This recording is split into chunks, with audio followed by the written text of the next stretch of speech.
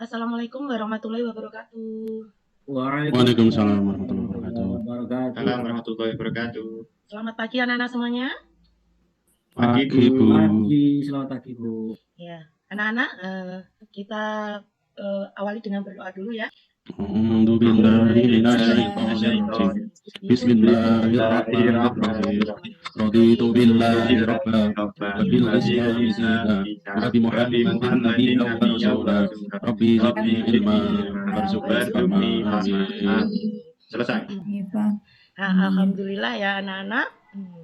Ada yang tidak hadir hari ini? Semua, Bu. Hadir semua. Ya. Alhamdulillah hadir semua. Nah, anak-anak, pertemuan kita minggu lalu kita sudah belajar tentang nama-nama Allah, yaitu namanya apa? Asmaul Husna. Husna. Nah, untuk pertemuan kali ini kita akan membahas dan mempelajari tentang apa ini anak-anak? Menghadirkan Sholat dan menghadirkan sholat dalam kehidupan. Nah, apa tujuan pembelajaran kita hari ini? Coba dibacakan, Mbak Titi. Melalui teknik pembelajaran diskusi, peserta didik menjelaskan hakikat sholat dan zikir dapat mencegah perbuatan keji dan mungkar dengan menggunakan bahasa sendiri dan mengomunikasikannya secara baik dan lugas. Ya, itu yang akan kita pelajari untuk pertemuan kali ini ya, Nana. Kemudian karena kita akan mempelajari tentang apa itu sholat dan juga zikir, nah anak-anak semuanya sudah sholat kan? Sampun, Bu. Nah, kalian itu kan setiap hari itu sholat gitu ya. Nah, sekarang Ibu mau tanya, sholat itu apa sih artinya? Nah, kan setiap hari sholat, jangan-jangan nggak tahu artinya sholat itu apa. Nah, apa artinya sholat? Coba Mbak Eva, apa sih artinya sholat itu? Sholat adalah rukun Islam yang kedua yang dimulai dari takbiratul ihram dan diakhiri dengan salam. Iya, itu kalau secara istilah ya. Nah, kemudian kalau secara bahasa itu sholat artinya itu berdoa. Sebenarnya karena sholat dan zikir dapat mencegah perbuatan keji dan mungkar. Perbuatan keji dan mungkar itu perbuatan yang buruk ya. Nah, kenapa kok bisa gitu ya? Nah, nanti kita akan pelajari. Selanjutnya, siapa yang mau membacakan untuk Bu Resti? Saya, Bu. Iya, silakan. Apa itu sholat? Mengapa kita wajib melaksanakan sholat 5 waktu? Sholat menurut arti bahasa adalah doa atau doa meminta kebaikan. Sedangkan menurut istilah, sholat merupakan seluruh perbuatan dan ucapan yang dimulai dengan takbiratul ihram dan diakhiri dengan salam. Ya, betul sekali. Yang tadi sudah Ibu jelaskan juga ya. Berarti kalau kita itu kenapa kok harus sholat? Ya itu karena alasannya ya. Yang pertama ya, itu sholat itu artinya tadi kan doa. Memang jalan kita untuk memohon dan meminta kepada Allah ya lewat dari salah satunya adalah dengan beribadah sholat. Kemudian sholat juga merupakan tiang agama. Selanjutnya, nah kita juga diperintah untuk sholat 5 waktu tadi ya, namanya sholat fardu, ya, sholat wajib. Nah, tolong dibacakan. Mas Rian, tolong dibacakan. Kenapa kok kita diperintahkan untuk sholat fardu, sholat 5 waktu? Nah, sesuai dengan Quran surat Al-Baqarah ayat 43. Coba dibacakan dulu. A'udzubillahiminasyaitonirrajim.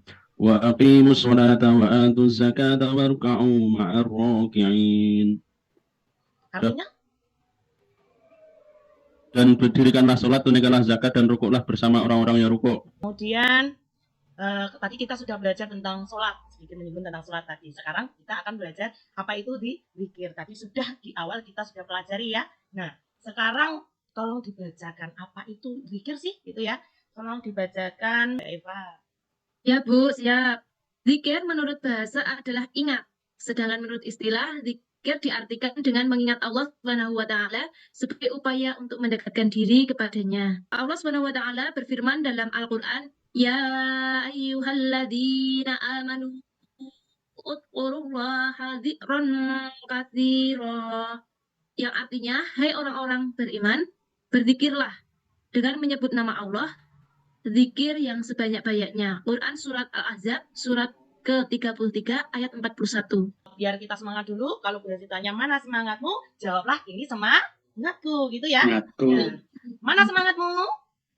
Ini semangatku. Ini semangatku. Kita lanjutkan lagi ya. Kemudian Ya, Bu. cara-cara berpikir. Cara-cara berpikir itu ada beberapa cara anak-anak yang bisa kita lakukan. Jadi zikir itu ada tiga macam. Itu tiga cara yang bisa kita lakukan. Baik zikir dengan hati, dengan ucapan maupun dengan perbuatan.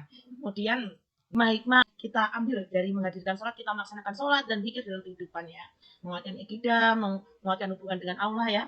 Jelas mendapatkan pahala, ketenangan jiwa dan hati kita gitu ya. Dan seterusnya. Kemudian, nah anak-anak untuk tugas hari ini gitu ya, tugas hari ini, nah Ibu sudah mengelompokkan kalian menjadi 3 kelompok. Tugasnya nanti kalian baca, silakan dibaca. Ada bacaan ya berhubungan tentang menghadirkan sholat dan zikir dalam kehidupan. Nah, silakan kalian kemukakan pendapat kalian kelompok masing-masing ya. Apa penyebab Ali melakukan hal-hal buruk tersebut? Nah, kemudian mengapa dengan mengerjakan sholat dan zikir dapat mencegah perbuatan keji dan mungkar? Ya. Nah, untuk bacanya ini silahkan dibaca dulu. Kalian boleh berkumpul dengan kelompok masing-masing.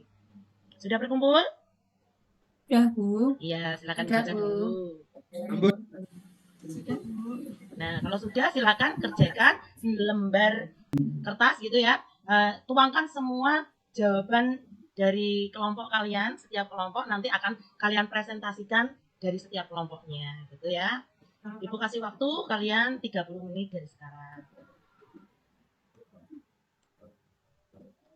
Sudah anak-anak semuanya? Sudah selesai? Ya, Bu. Ya, Bu. Ya, sudah ya. Nah, silakan untuk presentasikan dari kelompok masing-masing. Satu, silakan Mbak April untuk menyampaikan hasilnya. Ya, Bu. Ali melupakan kewajibannya untuk sholat dan zikir dikarenakan dia bergaul dengan teman-teman yang tidak melakukan sholat dan zikir. Nah, oleh sebab itu, Ali seharusnya mencari teman yang sesuai dengan mengajak kepada kebaikan sehingga bisa melaksanakan sholat dan zikir dan dapat mencegah dari perbuatan keji dan mungkar. Hasil dari kelompok 2 bahwa menurut kelompok kami setelah membaca bacaan tersebut, sebab Ali menjadi banyak melakukan hal-hal yang menyimpang karena terpengaruh teman-temannya. Padahal Ali punya keluarga yang agamis, tapi ikut terpengaruh oleh lingkungan karena dia jauh dari Allah dan tidak mau sholat. Dan kedua, kita harus sholat dan zikir. Karena satu, dengan sholat dan zikir hidup akan menjadi tenang. Dan kedua, sholat adalah tiang agama. Kalau kita selalu menjaga sholat, maka Allah akan menjaga kita dari hal-hal buruk. Dan ketiga, dengan mengingat Allah yaitu zikir, maka kita akan takut melakukan maksiat sehingga kita hindar dari perbuatan buruk. Itu dari kelompok 2, Bu Hesti. Iya, bagus sekali. Sesudah membaca masalah Ali, kelompoknya Mbak Cindy menyimpulkan bahwa Ali menjadi anak yang tidak bermoral baik karena tidak mengerjakan sholat dan zikir. Sudah selesai ya tadi ya. Kelompok 1 sudah, kelompok 2 sudah, kelompok 3 sudah. Nah, semua jawabannya tidak ada yang salah. Semuanya jawabannya bagus semua, betul semua ya. Nah, untuk pertemuan kali ini, kelompok yang paling kompak adalah kelompok berapa? Yuk, coba tebak, kelompok berapa? 2, Bu. Oh iya, ya betul sekali ya. Kelompok 2. Tepuk tangan dulu untuk kelompok 2. Nah, kemudian untuk kelompok yang lain jangan berkecil hati. Mungkin untuk pertemuan berikutnya kalian adalah kelompok yang terbaik ya gitu ya. Gak apa-apa ya. Tetap semangat gitu ya. Nah, kesimpulan dari apa yang kita bahas hari ini adalah apa? Sholat dan zikir perlu dan harus kita lakukan ya. Kenapa? Karena yang pertama kalau sholat itu kan sudah menjadi kewajiban paling utama tiang agama yang harus kita lakukan. Dan kenapa kok bisa mencegah kita itu berbuat keji dan mungkar atau berbuat buruk?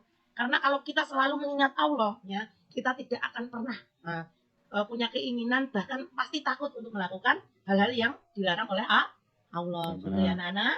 Nah, untuk berikutnya nanti di rumah bisa mengerjakan lembar kerja soal untuk yang Ibu sudah berikan, nanti bisa dikerjakan di rumah gitu. Nah, untuk pertemuan berikutnya kita akan mempelajari tentang ketentuan-ketentuan dalam sholat.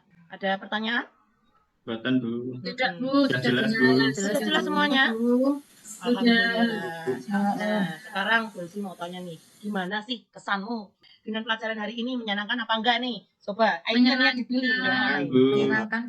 Untuk pembelajaran kali ini kita akhiri. Sebelum diakhiri, Ibu ada sedikit pantunnya. Pantunnya apa ya? Minum es kelapa di Medan. Tak lupa diberi sedikit selasi. Sampai jumpa minggu depan. Sekian dan terima kasih ya. Sama-sama. Nah, yuk berdoa dulu. Doa penutup majelis. Bismillahirrahmanirrahim. Subhanakallahumma wa bihamdika asyhadu an la ilaha illa anta astaghfiruka wa atubu ilaik. Amin. Ya. Terima kasih, sampai jumpa minggu depan. Tetap semangat, belajar belajar ya. Wassalamualaikum warahmatullahi wabarakatuh. Waalaikumsalam.